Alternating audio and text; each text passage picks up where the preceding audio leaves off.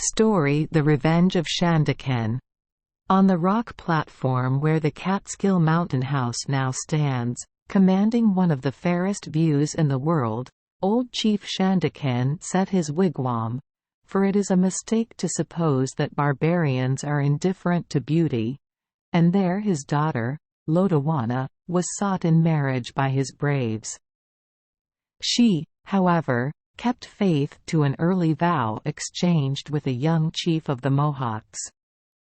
A suitor who was particularly troublesome was Norsredine, proud, morose, dark-featured, a stranger to the Red Man, a descendant, so he claimed, from Egyptian kings, and who lived by himself on Catskill Creek, appearing among white settlements but rarely. On one of his visits to Catskill, a tavern-lounging Dutchman wagered him 1,000 golden crowns that he could not win Lodowana, and, stung by avarice as well as inflamed by passion, Norsredine laid new siege to her heart.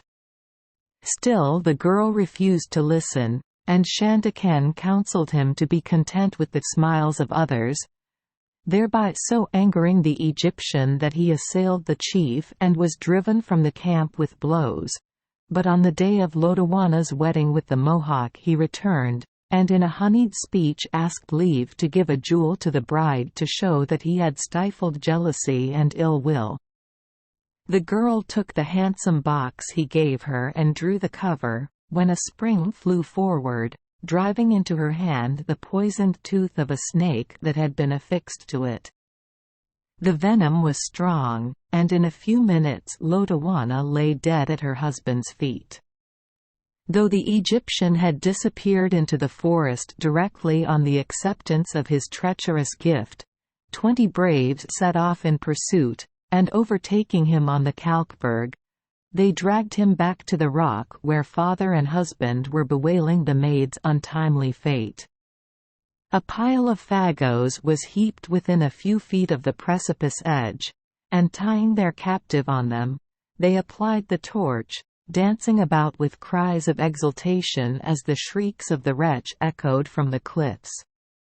The dead girl was buried by the mourning tribe, while the ashes of Norsredine were left to be blown abroad.